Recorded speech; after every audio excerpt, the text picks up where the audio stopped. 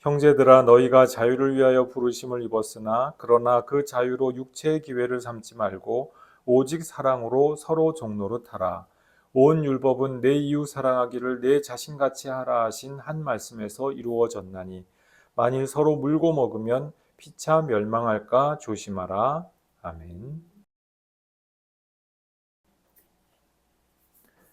자유의 부르심이라고 하는 제목을 가지고 오늘 말씀 나누겠습니다. 자유의 직설법과 명령법이라고 그렇게 우리가 또 이해를 해볼 수가 있는데요. 이 13절 말씀에서 직설법이 또 나오고 있죠. 너희가 자유를 위하여 부르심을 받았다 이겁니다. 이것이 우리에게 주어진 복음이 우리에게 선사해 주신 그 구원 사실이죠. 우리가 이미 부르심을 받았는데 그 목적이 무엇이냐? 자유를 위해서 받았다 그것입니다. 근데 이 자유가 무엇입니까? 우리 인간이 그냥 누구에겐가 속박당하지 않고 내가 이런 것을 강요당하고 강제당하지 않으면 그게 자유인 것 같죠. 근데 단순하게 생각해 보면 그런데 사실 우리가 선택에 있어서 조종을 당하고 제약을 당한다면은 그건 역시 자유는 자유로되 사실은 자유가 아닌 그런 상태가 되는 겁니다. 그렇죠? 요즘 그 유행하는 말 중에 가스라이팅 당해서 뭔가를 계속 한다고 생각을 해보십시오. 그것이 자유겠나? 가스라이팅을 계속 당한다고 우리 생각을 해보면 그거는 그렇게 해가지고는 자유가 아닌 거예요. 얼마 전에 뉴스가 났는데 굉장히 놀라운 소식이었죠. 무슨 대기업 다니시는 아주 이렇게 공부도 많이 하시고 총명한 그런 분이었어요. 여자분이었던 걸로 기억을 하는데 이분이 무슨 묘한 도사 같은 사람한테 걸린 거예요. 그래가지고 이렇게 하세요, 저렇게 하세요 그러면은 모든 걸 그대로 하고 심지어 뭐 자녀 교육, 뭐 교우 관계 모든 거를 그 사람의 통제와 지배를 다 당했다고 하는 거예요. 근데 본인은 그게 너무 좋은 거죠. 그렇게 자기 자유를 기꺼이 헌납하고서 그 사람의 정신적인 노예로 사는 것이 너무 좋았던 거예요. 근데 이제 나중에는 굉장히 선을 많이 넘어서 범죄 행위까지 이제 되는 범죄 행위의 수준까지 이르게 되는 그런 정도의 가스라이팅 무섭죠. 근데 가스라이팅 당하는 본인은 그것이 자유를 잃었다고 생각하지 않을 수가 있습니다. 또 우리 인터넷이나 유튜브나 SNS 같은 것을 통해서 소위 말하는 알고리즘에 가스라이팅을 당할 수가 있습니다. 사람들이 여러 가지 욕구와 충동과 또 그 구매를 위한 가스라이팅을 그 알고리즘에 한다는 거예요. 나는 그 시간에 자유롭게 나의 시간을 방탕하게 낭비했어. 몇 시간이고 유튜브고 SNS고 보면서 내가 하고 싶은 대로 재미있게 시간을 마음껏 보냈어. 자유죠.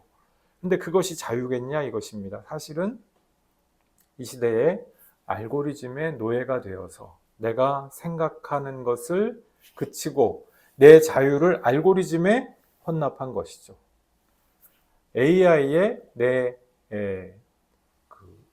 생각하는 두뇌를 혼납한 그러한 상황이 된다라고 하는 것입니다. 그런데 이게 이제 오늘날 우리 현대인들하고는 좀 경우는 다른데 고대인들, 중세인들 다 상황은 비슷했다는 거예요.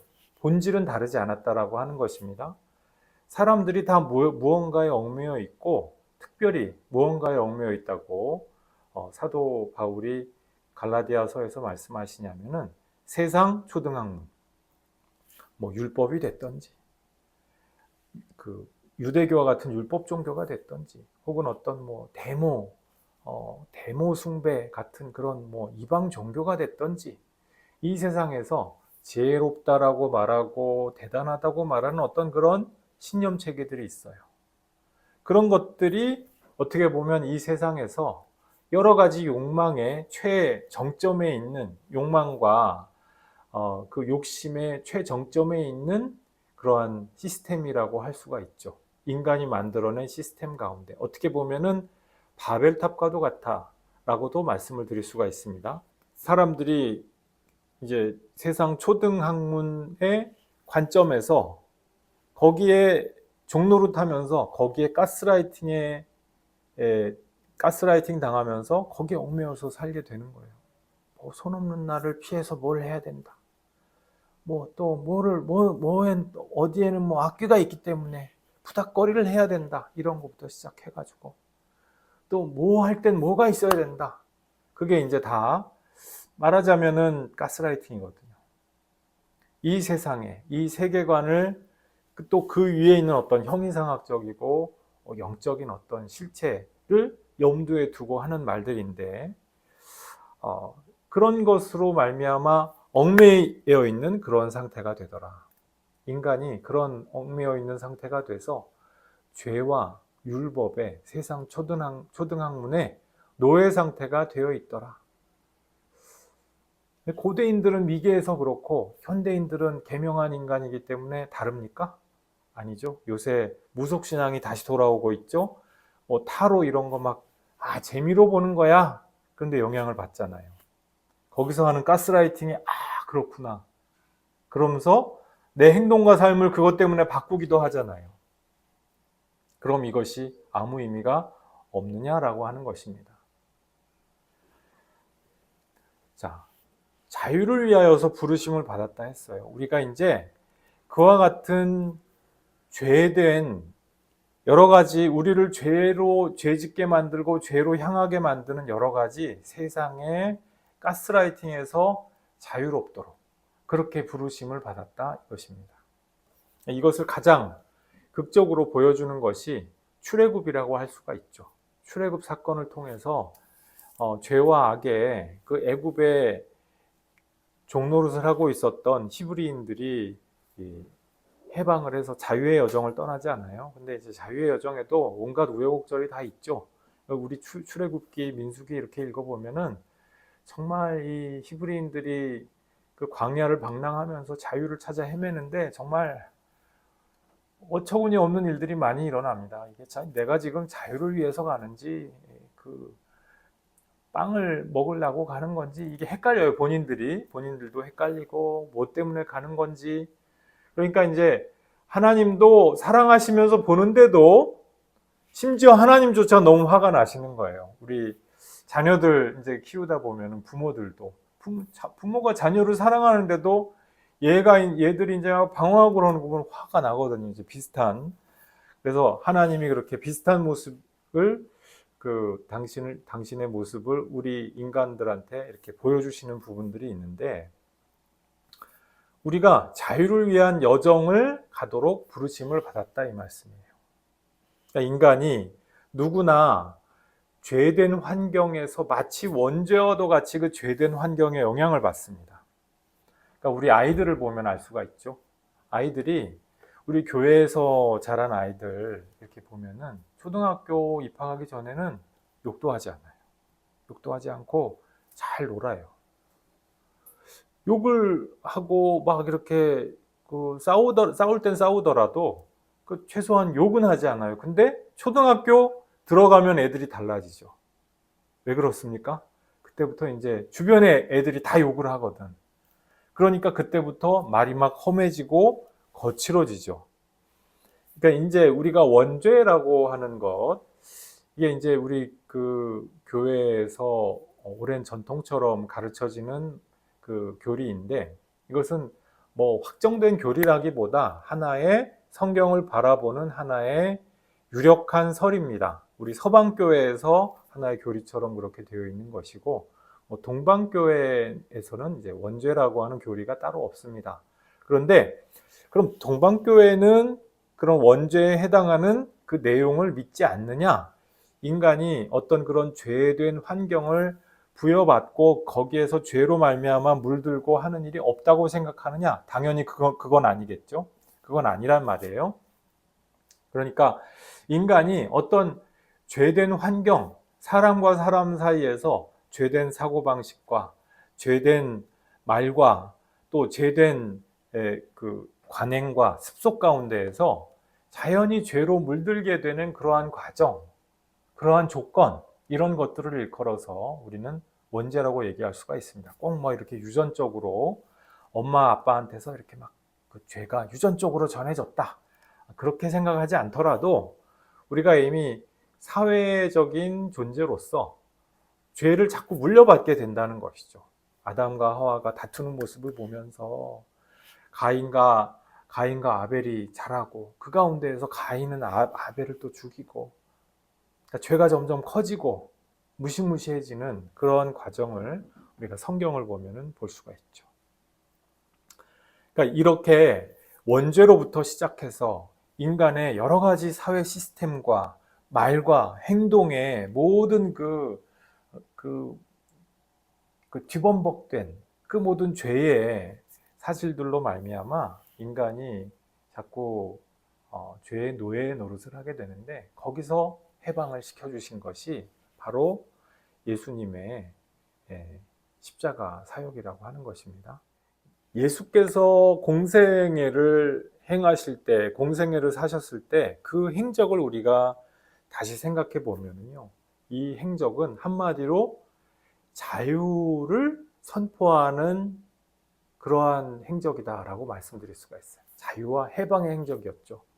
사람들이 안식일에 얽매여 가지고 막 아무것도 못하고 절절매고 율법의 노예가 돼가지고 살고 있을 때, 그것을 확 뒤집어서 무슨 얘기냐, 안식일 율법이 너희들을 위하여서 있는 거다, 너희들의 자유와 해방과 안식을 위하여서 있는 거지, 이 율법 때문에 이 율법을 너희가 지키면서 죽으라고 있는 것이 아니다라고 그렇게 딱 선언해 주셨죠.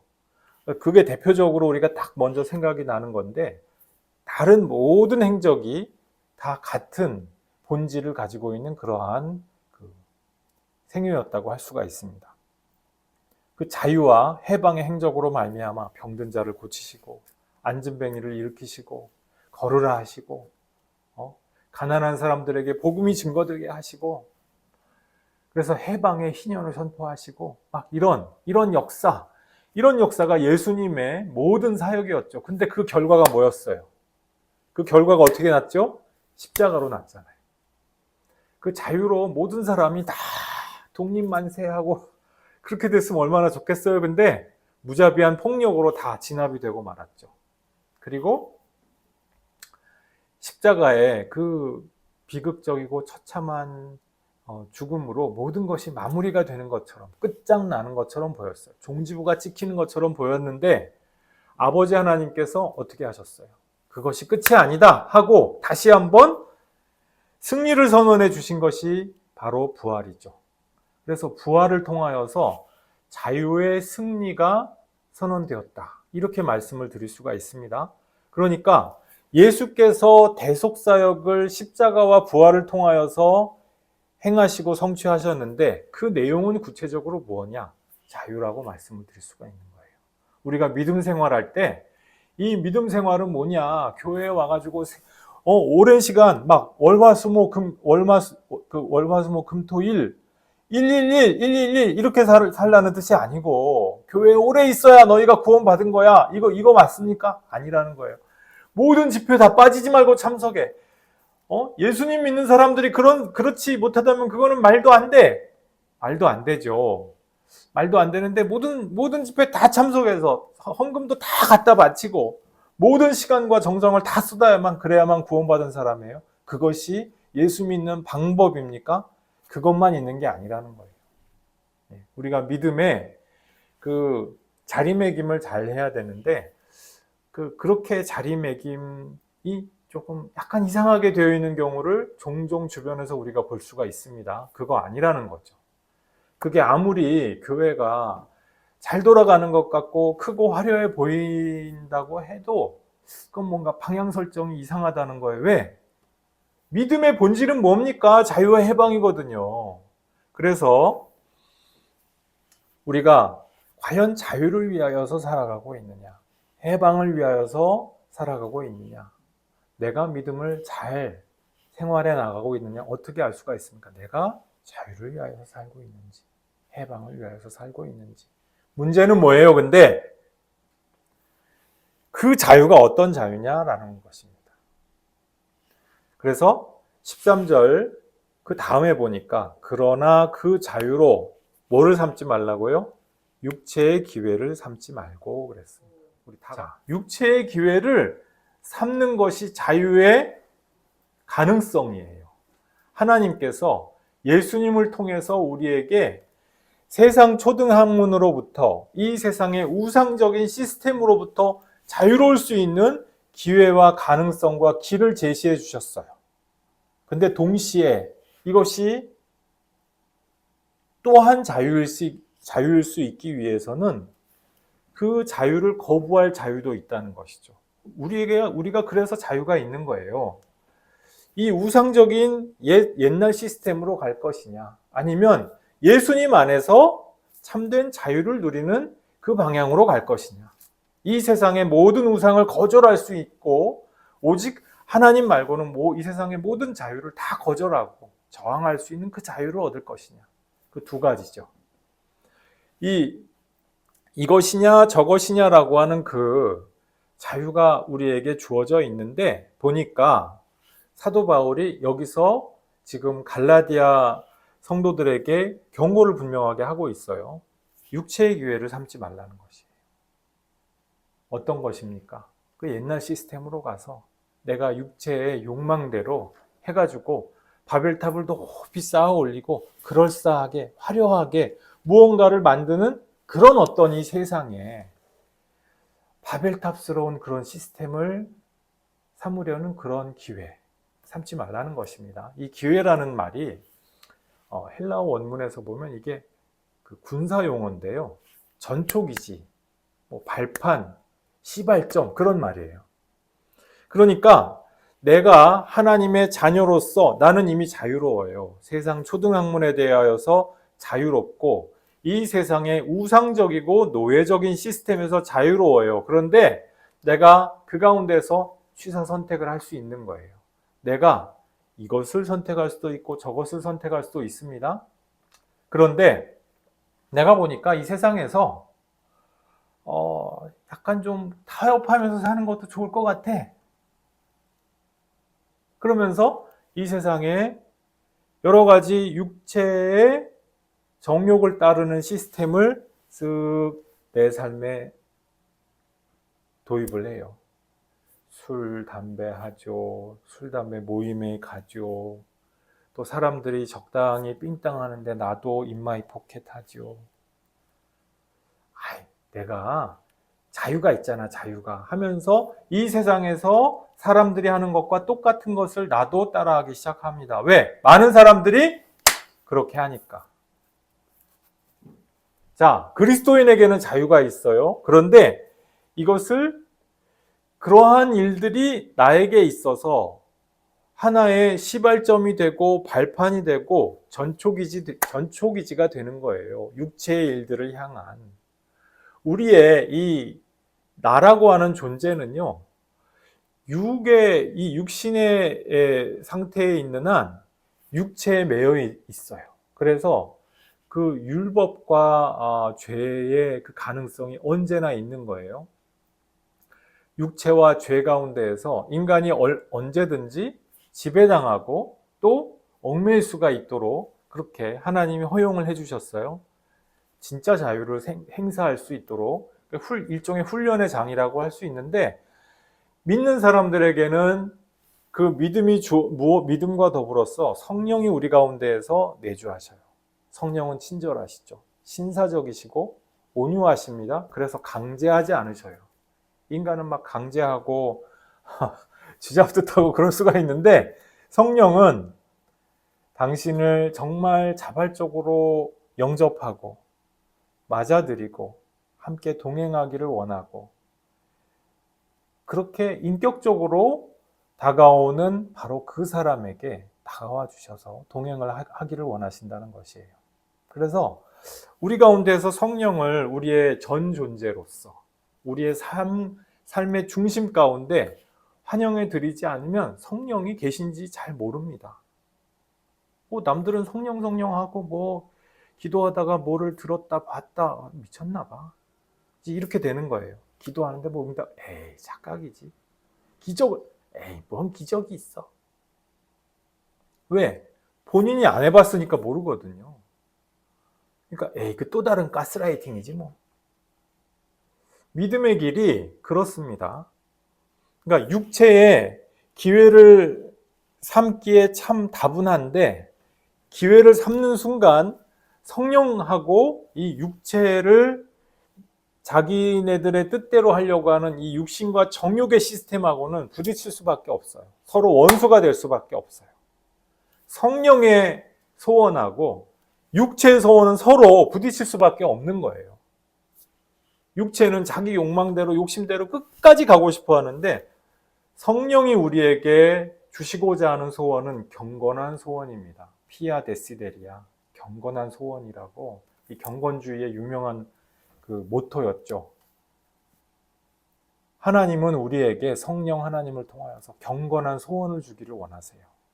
어떻게 사랑할 것이냐, 어떻게 하나님께 더 가까이 갈 것이냐, 얼마나 더 하나님의 말씀을 잘 깨닫고 싶으냐, 이러한 여러 가지 소원들을 주셔요. 그런데 성령을 우리 마음에 영접하지 않고 하나님의 성령을 우리 중심에 모셔드리지 않을 때에는 이 경건한 소원이 점점 소멸될 수밖에 없어요.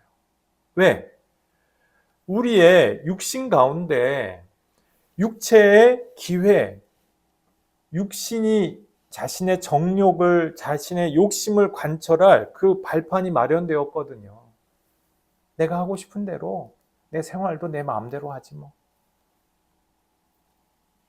새벽까지, 새벽 늦게까지 말씀을 읽고 공부하고 고민하는 것이 아니라 유튜브와 넷플릭스와 이런 것을 가지고 늦은 시간까지 자기 욕심대로 다 하고, 그러면은 경건한 소원을 이루어드릴, 또 경건할 소원을 심지어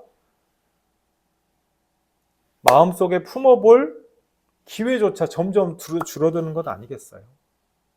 그래서 지금 사도 바울이 말씀을 하기를, 그 자유가 있는데 그걸 가지고 육신의 정욕에 발판을 주지 말라는 거예요.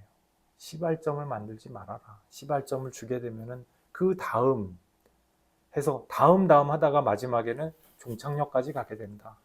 그 말씀이죠. 자, 13절 마지막에 보니까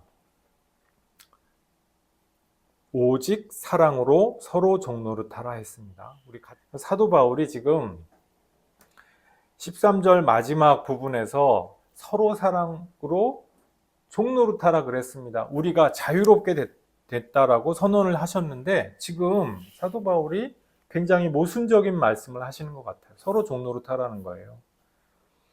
근데 자유가 어떤 그 모습을 갖게 되느냐, 정말 진짜 자유의 모습은요, 자유롭게 사랑할 수 있는 사람이 정말 자유로운 사람이라는 것이에요. 이런 가족을 생각해 보십시오. 그 가족이 돈도 많아요. 잘 지내는 것 같아요. 외견상 서로 잘 사이도 좋은 것 같아요. 그런데 그 속에는 서로 사랑으로 뭉쳐지지가 않아요. 돈에 대한 욕심, 서로 지배하려고 하는 욕구, 그런 것으로 사실은 그 안에서는 갈갈이 흩어져 있어요. 그 가정은 자유롭습니까? 그 가정은 온전하다고 할 수 있어요? 그 가정은 이미 안으로는 다 붕괴되어 있고 파괴되어 있는 가정이죠. 오늘날 이런 가정들이 많죠. 성경에도 보면은, 아무리 잠언 말씀에도 보면은, 아무리 그 금사과에 은쟁반에 이렇게 해가지고 막 그 성찬을 먹으면 뭐하냐. 서로 부부가 화목하지 않고, 그런 가정은 그거보다는 차라리 굶더라도 화목하게 지내는 것이 낫다. 이런 식으로 말씀을 하시죠. 그러니까 우리가 정말 자유롭다고 생각하는 그것이 정말 진짜 참 자유가 무엇인지 우리가 그 개념을 좀 잘 찾아가 볼 필요가 있습니다. 내가 하고 싶은 것을 막 하고 다닌다고 그것은 자유가 아니라는 거예요.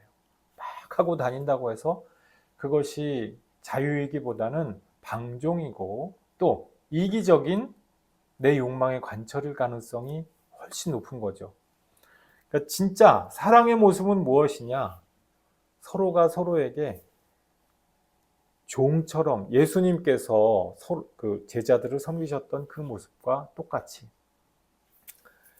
서로가 서로에게 종과도 같이 사랑으로서 섬기고 그리고 사랑으로서 대하는 바로 거기에 진정한 자유가 있다라고 하는 것입니다. 하나님께서 이 자유를 이 세상 가운데에서 선포를 하기 위하여서 당신의 독생자를 보내주신 거예요.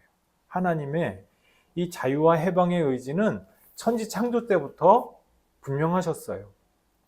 이 세상을 무의 혼돈으로부터 구하시고 무에 더 이상 얽매여 있지 않게 하시고 자유의 공간을 마련해 주시죠. 생육하고 번성하라. 이것이 무엇입니까? 자유와 해방 선언 아니겠어요? 생명은 자유와 해방이라고 할 수가 있어요. 내가 살아있는 한 나는 자유와 해방을 향해서 마음껏 갈 수가 있는 거예요. 내 지금 삶의 자리가 마치 피투성이와도 같고 내 지금 상태가 피투성이 상태인 것 같이 볼품없고 정말 비참한 것 같고 더 이상 살 자격도 없고 용기도 없는 것 같은 그 순간에도 하나님께서 예레미야 선지자를 통해서 뭐라고 말씀하시는 거 아니? 피투성이라도 살라라고 말씀을 하세요. 그 살라라고 하는 게 강요하고 강제하는 말씀이 아니라 너는 살아도 된다라고 하는 그 말씀이거든요. 에이! 나는 피투성이야! 자살! 이거 맞아요? 내가 이렇게 초라하고 형편없어! 에이! 자살! 맞습니까? 아니에요. 그걸 뒤집어서 살자로 만들어야죠. 존재의 용기를 내야죠. 근데 그 존재의 용기가 진정한 근원이 어디에 있습니까? 하나님의 그 사랑에 있거든요. 사랑은 동시에 자유고 해방이라 그 말씀입니다.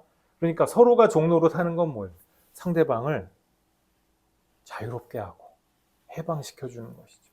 난 널 사랑해! 그러면서 부부가 막 서로가 서로를 막 가스라이팅 하는 거야. 그러면서 서로가 막 이래가지고 막 하면서 서로가 서로를 어떻게 하면 올감해 볼까? 어떻게 내 종으로 만들어 볼까? 그 생각해 보세요. 그게 그런 아기 다툼 그게 행복합니까? 그럴 수가 없잖아요. 그 가스라이팅의 세상은 정말 지옥과 같은 거 아니겠어요? 근데 아니라는 거예요. 이 사랑의 진짜 내용은 뭐냐? 자유와 해방이에요. 진정한 사랑은 자유와 해방을 지향하고 있느냐로 딱 판가름 난다고 할 수가 있어요. 내가 상대방을 정말 자유롭고 해방하게 해주는, 자유롭게 놓아 다니게 하여주는 그러한 사랑을 하고 있느냐. 그래서 그 안에서 진정한 안식과 평안으로 나아갈 수 있게 해주느냐. 서로 종노릇하는 것이죠. 이것을 위하여서 우리가 부름받았다라고 하는 그 말씀입니다. 자, 14절 말씀해 보니까 율법의 근본 정신이 무엇이냐, 이것을 레위기 말씀을 가지고 사도 바울이 요약을 하십니다. 자, 우리가 스스로를 잘해주고 싶어요. 그죠? 아프면은 안 아프게 해주고 싶고, 나 좀 편하게 살고 싶어. 편하고 자유롭고 해방된 그러한 사람으로 속 시원하게, 후련하게, 밝게 웃으면서 그렇게 살고 싶습니다. 그렇지 않습니까? 나는 죽고 싶어. 나는 맨날 울다가 죽을 테야. 이런 사람이 있어요. 그거는 병든 거죠. 건강하게 살면서 정말 행복한 사람은 빵긋빵긋 행복하게 웃을 수밖에 없고요. 그게 나 자신을 내가 사랑하는 방법이 되겠죠. 건강한 참된 자유와 행복의 사랑이겠죠. 근데 똑같이 내 이웃한테도 똑같이 하라는 거예요. 내 이웃 사랑하기를 네가 너 자신을 사랑하고 자유를 주고 싶고 해방을 선언해 주고 싶은 바로 그만큼 너 이웃들에 대하여서 그렇게 하라. 그 말씀이거든요. 사랑을 가지고 내가 널 사랑해. 그러면서 너는 왜 나를 사랑하지 않아? 그러면서 막 서로 막 가스라이팅하고 이건 사랑이 아니죠. 그건 사랑이 아니라 아직 좀 유치한, 다 자라지 못해서 나오는 유치하거나 병든 사랑 아니겠어요? 그러니까 이웃 사랑을, 이 사랑의 모든 율법, 우리가 구약 성경에서 우리가 보게 되는 모든 율법의 조항들은 결국 이 근본 정신을 향하여서 가고 있고, 이 근본 정신, 기본 원리가 체현된 분이 누구세요? 바로 예수님이죠. 예수님의 그 십자가 길이 바로 자유와 해방의 길이라고 하는 것입니다. 우리도 육체의 기회를 삼지 말고 사랑으로 서로 종노릇하면서 예수님의 제자로서 하나님의 자녀로서 살다 보면 서로가 서로를 해방하여 주고 자유롭게 만들어 주고 하면 어떻게 돼요? 그런 선택을 계속 할 수밖에 없는 거거든요. 자, 그런데 15절 말씀에서 뭐라고 기록이 되어 있습니까? 만일 서로 물고 먹으면 피차 멸망할까 조심하라. 뭐라고 되어 있습니까? 내가 내 육체의 소욕대로 육체한테 자꾸 기회를 주면서 여지를 주면서 먹이를 주면서 이 육체의 정욕을 이용하려고 하는 세력들한테 발판을 주고 전초기지를 만들어주고 사령부까지 지워지게 되면 어떻게 됩니까? 내가 내 욕심대로 막 관철을 하게 되는 거예요. 내 욕망, 내 이기적인 욕망대로 모든 거를 야, 너 돈 가져와. 왜? 내 돈이 아니니까. 네 돈 가져와. 그래서 어떻게 해요? 너 맛있는 거 사. 애들 셔틀하고 그런 게 결국 그거 아니에요? 그게 지금 육신의 일대로 가는 거예요. 굉장히 솔직합니다. 자기 욕망에 대해서 지나치게 솔직해요. 그 욕망에 대해서 멈추는 데가 있어야 되는데 멈출 줄을 모르기 때문에 그 브레이크가 고장나 있고 아직 성숙하지 못하기 때문에 그렇게 가는 거예요. 그렇죠? 서로 물고 먹게 되죠. 그러니까 야, 내가 지난번에 돈 가져왔을 때 너도 가져와. 그러면서 돈 가지고 서로 싸우고요. 너 지난번에 나한테 뭐라 했지? 너 나한테 꿇어. 그러면서 서로 욕망 가지고 다투게 됩니다. 이렇게 물고 먹으면 나중에 어떻게 한다고요? 그냥 그러다가 끝나는 거예요. 이 세상에서 자기 욕망과 정욕대로 살면은 그냥 자기가 자멸하기 마련입니다.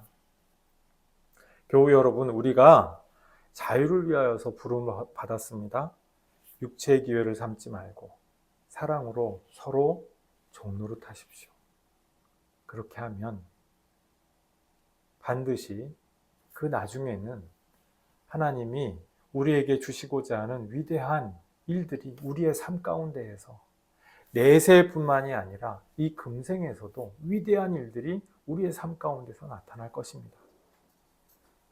그러나 우리가 하나님이 주시는 이 귀중한 자유의 기회를 경솔하게 여기고 만홀하게 여겨서 우리 욕망이 시키는 대로 우리 욕심이 시키는 대로 거기에 폭개어서 휘둘리고 하다 보면은 어떻게 된다고요? 피차 모두 멸망하게 될 것입니다. 이 복음이 주는 권면과 경고의 말씀 마음속에 잘 새기셔서 복된 마지막 날의 주인공 되시기를 주님의 이름으로 축복합니다. 기도하시겠습니다. 우리를 자유를 향하여서 불러주신 아버지 하나님 감사합니다. 주님의 은혜와 사랑을 감사드리고 주님, 우리가 사랑으로서 자유와 해방으로서 이 세상에서 이 세상의 모든 우상들의 얽매이는 것을 이기고 극복하며 나아갈 수 있도록 우리를 불러주시고 가능성과 잠재력 허락하여 주신 것 감사합니다. 우리가 다시는 육체에 기회를 주지 않고 여지와 빌미를 주지 않게 도와주시고 서로가 서로에게 해방시켜주는 종, 자유롭게 하여주는 종, 그와 같은 종노릇을 하면서 예수님께서 우리를 섬기신 것처럼 우리도 또한 세상을 섬길 수 있는 하나님의 백성들 모두 될 수 있도록 복 내려주시고 함께하여 주옵소서. 그리하여서 주님께서 그러한 사람들에게 약속하여 주신 그 비전을 우리의 것으로 만드는 귀한 복을 모두 누릴 수 있도록 은혜 내려 주시옵소서. 감사드리옵고 예수님 이름으로 기도드리옵나이다.